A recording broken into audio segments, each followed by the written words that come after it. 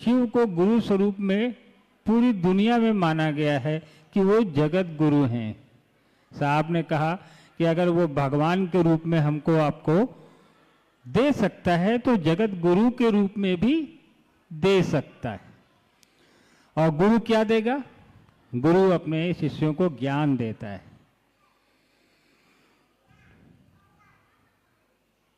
तो आध्यात्मिक ज्ञान के लिए साहब ने कहा कि शिव से बेहतर गुरु कौन हो सकता है। महादेव के विभिन्न स्वरूप हैं जिनकी पूजा हम और आप कर रहे हैं, लेकिन साहब के शरीर में आने के पहले कोई एक ऋषि मनीषी महानुभाव किसी संत महात्मा ने हमको आपको नहीं बताया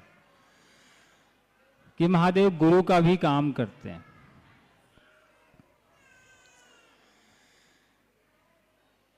साहब की अपनी 40 साल की तपस्या, जिसने भी साहब के बारे में कभी पढ़ा होगा या सुना होगा तो वो जानता होगा कि साहब ने अपने जीवन के शुरुआती दौर में, जब वो स्कूल में थे तब से लेकर के जब वो डिप्टी कलेक्टर हुए उस समय तक, मजिस्ट्रेट हुए उस समय तक, श्मशान जाना, कब्रिस्तान जाना, साधु संतों के सानिध्य में रहना, उनसे कुछ सीखने की कोशिश करना, कुछ चेष्टा करना,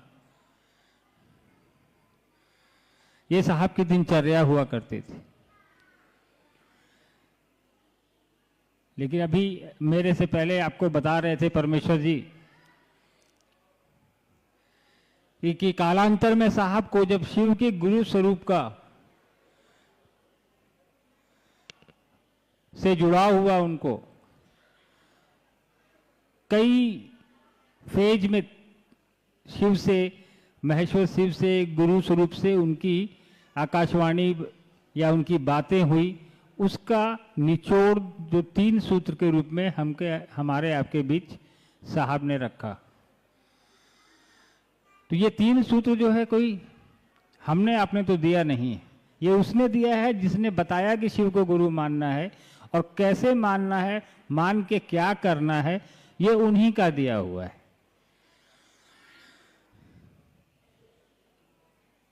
साहब ने 3 सूत्र की व्याख्या कई दफे की है। आप साहब के वीडियोस देखेंगे या साहब की पुस्तक पढ़ेंगे, एक साहब ने किताब लिखी है आओ चलें शिव की ओर, अगर किसी ने पढ़ी होगी तो उसमें भी साहब ने एक शिष्य अनुभूति लिखा का एक पूरा ये चैप्टर ही डाला है और शिष्य अनुभूति में 3 सूत्र भी हैं। आप उसको पढ़िए, पूरी पुस्तक को जरूर पढ़िए। पढ़ने से शिव के बारे में, भगवान शिव के गुरु स्वरूप के बारे में या शिव के अन्य स्वरूपों के बारे में पूरी दुनिया में आपको उससे अच्छी किताब नहीं मिलेगी। एक बार जिसने उस पुस्तक को पढ़ा, उसको किसी और पुस्तक को पढ़ने की आवश्यकता नहीं रह जाएगी भगवान शिव के, गुरु शिव के बारे में जानने के लिए। साहब ने लॉकडाउन के समय उस पुस्तक को लिखा था रांची में, जहां साहब रहते हैं, उपवन नाम है उसका। तो लॉकडाउन में साहब ने पूरे 2 साल में वो पुस्तक बैठ के लिखी। तो उसको पढ़ने का प्रयास करिएगा जब भी आपको मौका मिले। साहब ने विस्तार से लिखा है उसमें। थोड़ा शांत हो जाइए भाई साहब, इतने कम लोगों में तो शोर नहीं होना चाहिए। अभी हम लोग जहां से आ रहे हैं वहां 2 लाख लोग थे और बहुत शांति से हम लोग बात करके आए हैं। यहाँ तो 500-600 लोग हैं, इसलिए कृपया शांति रखें। बात करने के लिए घर भी है, इतना पैसा लगा के यहाँ बात करने का कोई मतलब नहीं है। तो कृपया, कम लोग हैं तो हम लोग ज़्यादा अच्छे से बात कर पाएंगे आपस में, कुछ हम बता पाएंगे, कुछ आप लोग पूछेंगे। जिज्ञासा है हुई तो अभी वर्षा दीदी आएंगी, वो आप लोग की जिज्ञासा दूर करेंगी। तो खैर, साहब ने कहा कि हम उस महादेव की बात कर रहे हैं जो हजारों साल से हमारे आपके बीच पूजित है, हमारे आपके घरों में उसकी पूजा होती है, हमारे पूर्वज उसकी पूजा कर रहे हैं, उनके भी पूर्वज करते आ रहे हैं। यानी कि हजारों साल का इतिहास महादेव का हमारे आपके बीच है। और महादेव गुरु का भी काम करते हैं, ये भी पुस्तकों में लिखा है। हजारों साल पहले लिखी गई शिव पुराण में आप चले जाइए या वेद में चले जाइए, रामचरितमानस में चले जाइए, उसमें भी शिव के गुरु स्वरूप की व्याख्या है, चर्चा है। तो आखिरकार जब शिव गुरु के रूप में इतने वर्षों से हमारे आपके बीच हैं, तो वो व्यापक क्यों नहीं हुआ उनका गुरु स्वरूप? महाकाल के रूप में हम लोग उनसे मांगते हैं, वैद्यनाथ के रूप में मांगते हैं, औघड़दानी है वो मांगते हैं। उनका गुरु स्वरूप हमारे आपके बीच प्रचलित नहीं हुआ, जिसकी सबसे ज्यादा आवश्यकता थी, आज भी है। गुरु क्यों आवश्यक है, इसका एक बहुत साधारण सा उदाहरण है। हम और आप सभी ने सुना होगा कि रावण नाम सुना है, रावण का नाम। महादेव का बहुत बड़ा भक्त था वो, उससे बड़ा कोई भक्त धरती पे नहीं था। महादेव ने उसको त्रिलोक की शक्ति दे दी, अपनी सोने की लंका उसको दे दी, अथाह शक्तियों का स्वामी था वो, विद्वान भी उतना ही बड़ा था। लेकिन कभी आपने सोचा है कि शिव का इतना बड़ा भक्त होने के बावजूद, दुनिया का सबसे मजबूत आदमी होने के बावजूद, उसकी दुर्गति क्या हुई ये हम और आप जानते हैं। उसने साधु के वेश में माता सीता का हरण किया, आपने पढ़ा। फिर उसकी मृत्यु रावण की कैसे हुई, उसका वध कैसे हुआ, ये भी आपने पढ़ा। तो इससे कुछ सिर्फ कहानियों की तरह कहानियों को हम लोग सुनते हैं, उससे सीखते नहीं हैं। कभी सोचा हम लोगों ने कि महादेव का इतना बड़ा भक्त, उसको क्या जरूरत पड़ गई माता सीता का हरण करने के लिए? रावण को ना पैसे की दिक्कत, ना साम्राज्य की दिक्कत, क्या पड़ी थी? उसने गलती एक ही की और उस गलती का परिणाम उसको अपना जीवन देके चुकाना पड़ गया। नतीजा, रावण ने सब कुछ मांग तो लिया महादेव से, दुनिया मांग ली, संपत्ति मांग लिया, वैभव मांग लिया, सारा कुछ मांग लिया, लेकिन एक ही चीज नहीं उनसे वो ले पाया कि इन चीजों का उपयोग कैसे करना है, इसका संचालन कैसे करना है। नतीजा, संपत्ति का दुरुपयोग या अपने घमंड, अपनी ताकत का दुरुपयोग उसने किया, से उसकी ये दुर्गति हुई। यानी कि भगवान से हम सब कुछ ले तो सकते हैं, अपने लिए घर ले लेंगे, गाड़ी ले लेंगे, सुख सुविधा ले लेंगे, ज्ञान लेने के लिए उनके गुरु स्वरूप से ही हमको आपको जुड़ना पड़ेगा। और साहब ने कहा कि महादेव से अब तक हम लोग तो सब लेते आए हैं, ज्ञान ही नहीं ले पाए जो वो पूरी दुनिया को दे सकते हैं। उनसे बड़ा ना कोई गुरु है, उनको विश्व गुरु कहा जाता है, सदगुरुओं के गुरु हैं वो, जगत के गुरु हैं वो। तो जब सबसे बढ़िया गुरु आपके पास उपलब्ध है, साहब ने कहा महादेव उपलब्ध हैं गुरु के रूप में, तो फिर अन्य जगहों पर हम क्यों जाएं? ठीक उसी तरह जैसे आपके कालिंपोंग में कोई सबसे बढ़िया स्कूल उपलब्ध है और आपको वहां निःशुल्क एडमिशन मिल रहा है, तो आप किसी दूसरे स्कूल में जाएंगे? नहीं जाएंगे। क्यों जाएंगे?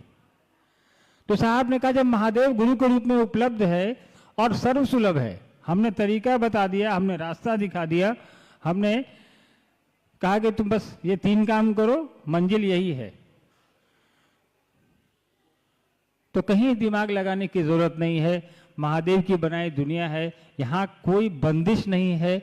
महादेव की दुनिया में साहब ने कहा कि जो जैसा भी है, जहाँ भी है, जिस भी रंग का है, क्या खाता है, क्या पीता है, क्या पहनता है, आप किस जाति के हैं, किस धर्म के हैं, कोई बंधन नहीं है। दुनिया का हर एक आदमी जो धरती पर आया है वो महादेव को अपना गुरु बना सकता है, क्योंकि महादेव किसी पे बंधन लगा भी नहीं सकते, क्योंकि सृष्टि उन्होंने बनाई है, वो बंधन लगा भी नहीं सकता कि तुम ये खा के मत आओ, तुम नहा के आओ, तुम ये कपड़ा पहन के आओ। वो बंधन नहीं लगा सकता गुरु के रूप में किसी शिष्य पर, उसको हर शिष्य को शिक्षा देनी है। तो साहब ने कहा कि शिष्य बनकर जाओ, कोई बंधन नहीं, कोई वर्जना नहीं, कोई आडंबर नहीं, कोई दिखावा नहीं। हम जैसे हैं वैसे ही समर्पित हैं। और साहब ने कहा कि सरेंडर करो, गुरु के सामने चेला को करना पड़ता है।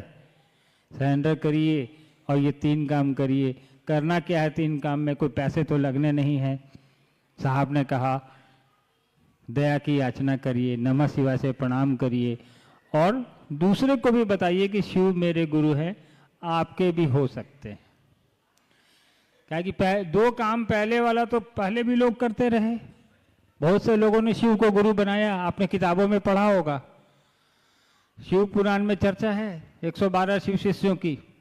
कितनों को हम और आप जानते हैं? शिव शिष्य तो हुए, लेकिन हमारे आपके संज्ञान में एक भी नाम नहीं है, क्योंकि उन लोगों ने अपने आप को जनमानस से दूर रखा, हमसे आपसे दूर रखा, बताया ही नहीं कि शिव मेरे गुरु हैं, तुम्हारे भी हो सकते हैं।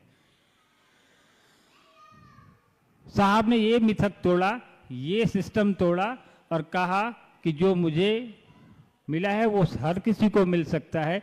जिस गुरु से मैं जुड़ा हुआ हूं उससे हर कोई जुड़ सकता है, क्योंकि शिव तो सर्वसुलभ हैं। तो आज 45 साल से मैं देख रहा हूं, साहब ने जब कमरे से बाहर लोगों को बताना शुरू किया कि शिव गुरु का काम करते हैं, जुड़ के देखिए, करके देखिए, प्रयास तो करिए। करना क्या है? कोई खर्च लगना नहीं है, किसी से दीक्षा लेनी नहीं है, न किसी को दीक्षा देनी है। दीक्षा की परंपरा ही नहीं है इसमें, न कोई पूजा पाठ का बंधन है, कुछ भी नहीं है। साहब ने कहा कि बस 3 सूत्र करिए, चौथा कोई सूत्र नहीं है। आपके पास अगरबत्ती है तो जलाइए, नहीं है तो मत जलाइए। प्रसाद है तो चढ़ाइए, नहीं है तो मत चढ़ाइए। फोटो है तो रखिए, नहीं है तो मत रखिए। कोई बंधन नहीं। कभी साहब ने नहीं कहा कि महादेव की तस्वीर लगाओ, कभी नहीं कहा कि उसको हटा दो। कहा कि जो जैसा चल रहा है चलने दो।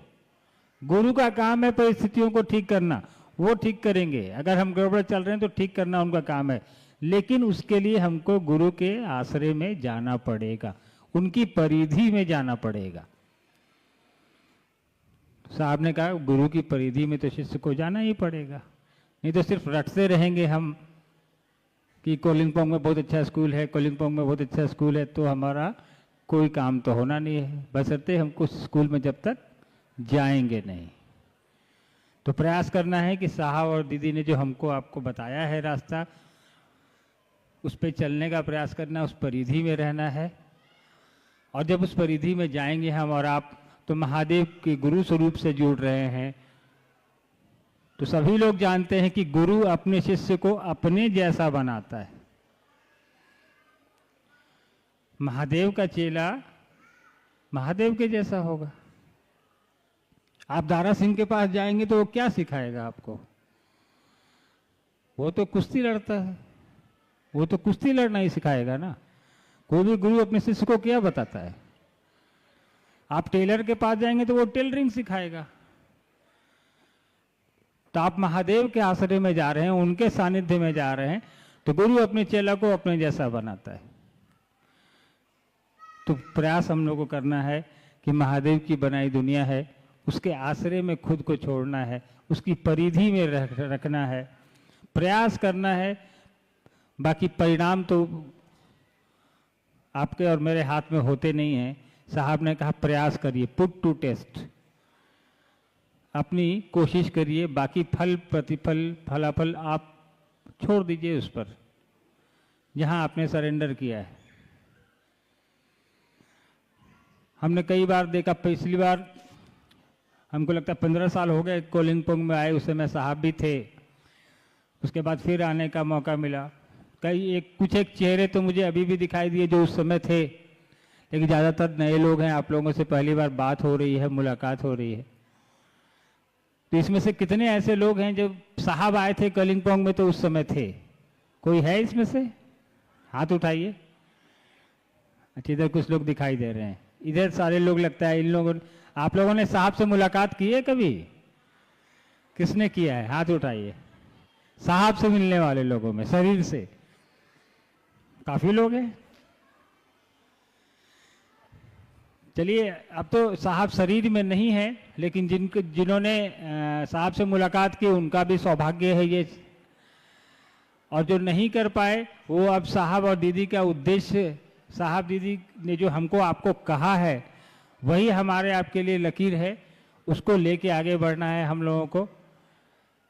मन की आंखों से जैसे महादेव को हम लोग महसूस करते हैं, साहब दीदी को भी करने का है, और इस रास्ते पे अपने आप को खड़ा रखना है कि महादेव का काम करना है।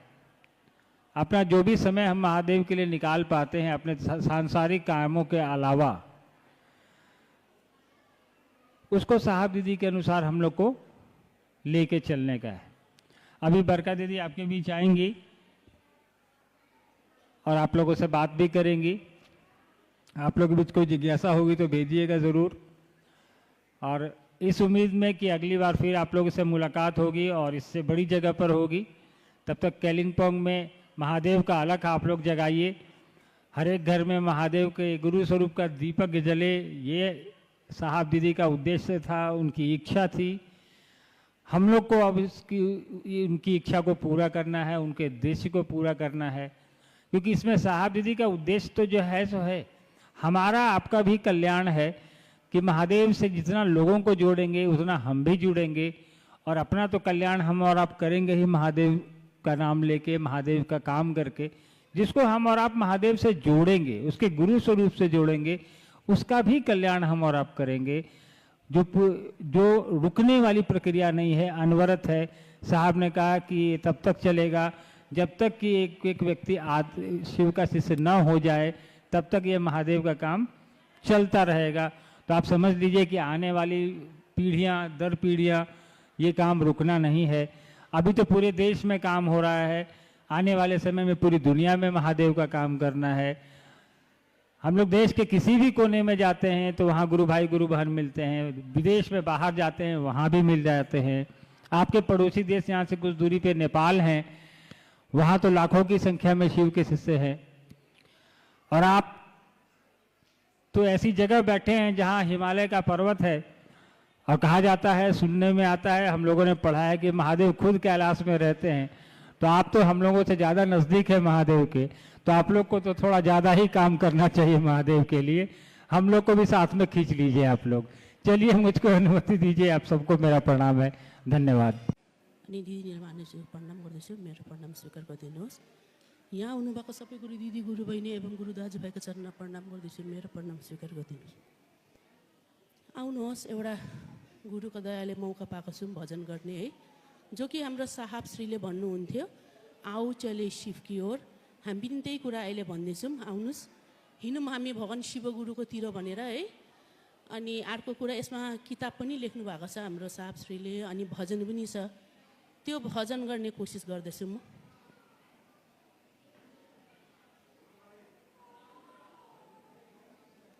दूर छिती जैसे मंद मंद एक आवाज आ रही है, दूर छिती जैसे मंद मंद एक आवाज आ रही है, हर अंदर की सांसों में उतर कर सबको सुना रही है। शिव ही ठिकाना था, आओ चल शिव की ओर, आओ चल शिव की ओर, आओ चल शिव की ओर। हरिंद पद की पुकार है ये, कि उनके दिल की आवाज है ये, हरिंद पद की पुकार है ये, कि उनकी दिल की आवाज है ये। बनाएंगे शिव को ही गुरु हम, बताएंगे शिव से ही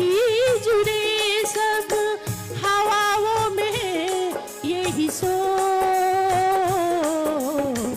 आओ चल शिव की ओर, आओ चल शिव की ओर,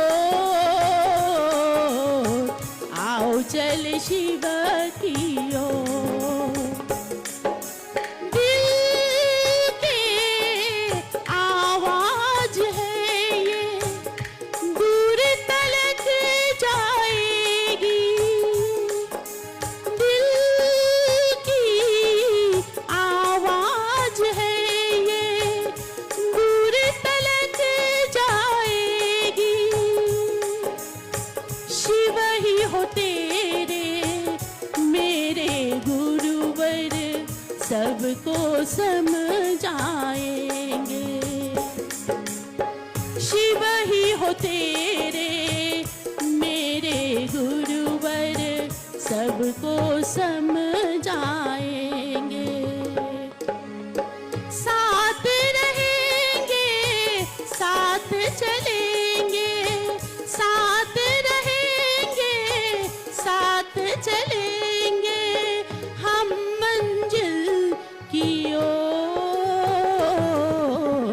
आओ चल शिव की ओर, आओ चल शिव की ओर, आओ चल शिव की ओर।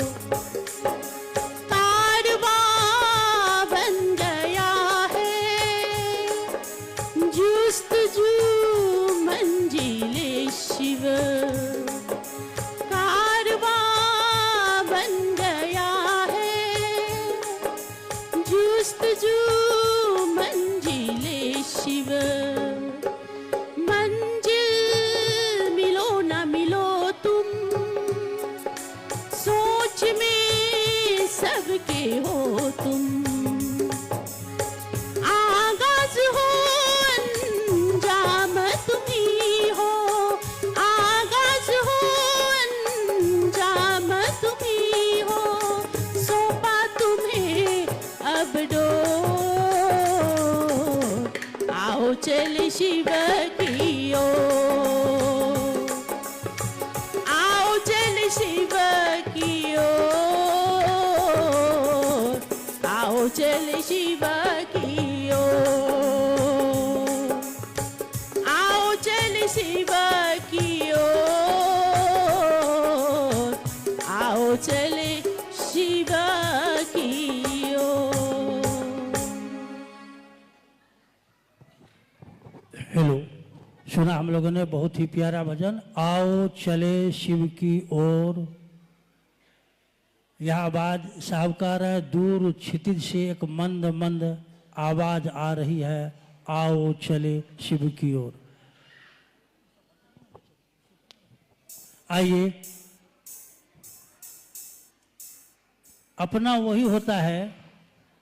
हम बोलते हैं ना कि साहब कहते थे ना कि ये जूता है, ये चप्पल है, उसके प्रति मेरे मन में जो रहती है संवेदना, कहीं मेरा खो भी जाता है दो जोड़ा में से एक, तो हम ढूंढ लेते हैं, क्योंकि उसके प्रति मेरे मन में दर्द है कि ये मेरे अपने हैं। शिव शिष्यता की ये दुनिया, जिस दुनिया में साहब श्री का अपना कोई हुआ है तो वह हुआ है शिव के शिष्य, गुरु भाई और गुरु बहन। इसके सिवा साहब का ध्यान कभी नहीं रहा है अपने बाल बच्चों पर या परिवार पर। आप सुनिए साहब के जीवन को, देखिए साहब श्री के जीवन को। आज हमारे बीच अर्चितानंद भैया, अन्नू भैया है। आपसे बड़ा अपना इनका कोई नहीं है, आप ही इनके अपने। आपसे हमारा मतलब शिव के गुरु भाई और गुरु बहन। मैं निवेदन और प्रार्थना करूंगा अर्चितानंद भैया से, अपनों से कुछ बात, अपनी बात की जाए, अपनों से अपनी बात की जाए। अर्चितानंद भैया से निवेदन और प्रार्थना होगा, महादेव की दया और साहब दीदी के आशीर्वाद से कुछ बात अपनों से की जाए, क्योंकि आप साहब और दीदी के इसी यात्रा के संपूर्ण तो है, इस यात्रा के आपसे बड़ा कोई प्रत्यक्षदर्शी नहीं है। अर्चितानंद भैया हमारे आपके बीच जो हो, जागा जागा महादेव, आइए हम सुनते हैं भजन भाई संतोष जी, गंगटोक।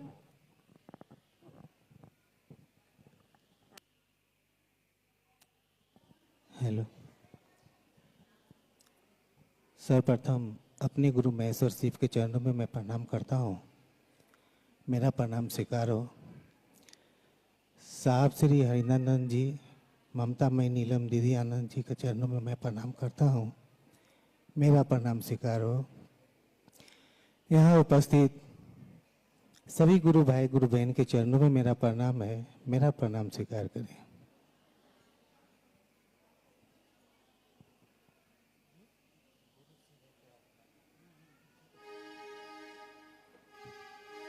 Hello hello. गुरु शिव है क्या आजमा कर तो देखिए। गुरु शिव है क्या आजमा कर तो देखिए। गुरु शिव है क्या आजमा कर तो देखिए। गुरु शिव है क्या आजमा कर तो देखिए। है तीनों विधा क्या ये जान कर देखिए। है तीनों विधा क्या ये जान कर देखिए। गुरु शिव है क्या आजमा कर तो देखिए। गुरु शिव है क्या आजमा कर तो देखिए।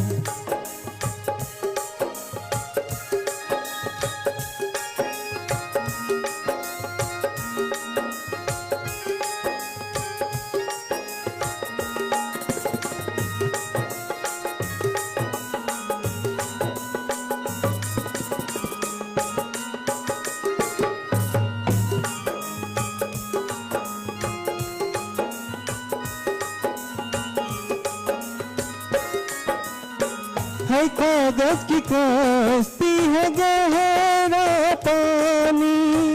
बही जा रही है कहीं जिंदगानी। है कागज की कश्ती है गहरा पानी। बही जा रही है कहीं जिंदगानी। है कौन सी मंजिल कहाँ है ठिकाना। किसी से कहे जो बता दे ठिकाना। मंजिल मिलेगी पता भी मिलेगा। मंजिल मिलेगी पता भी मिलेगा। गुरु शिव को अपना बना कर तो देखे। गुरु शिव को अपना बना कर तो देखिए।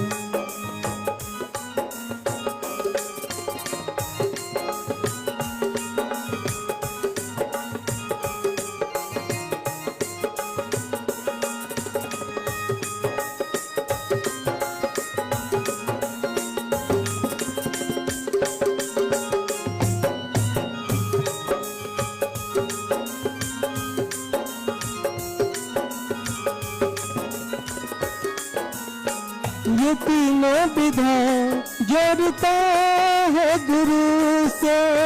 बना देता है रिश्ता नाता गुरु से।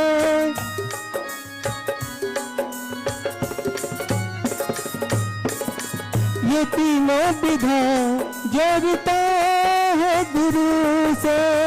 बना देता है रिश्ता नाता गुरु से।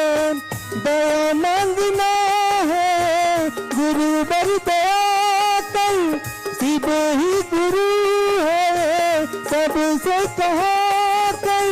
गुरु को नमन अपना करके तो देखिए। गुरु को नमन अपना करके तो देखिए। गुरु शिव है क्या आजमा कर तो देखिए। गुरु शिव है क्या आजमा कर तो देखिए।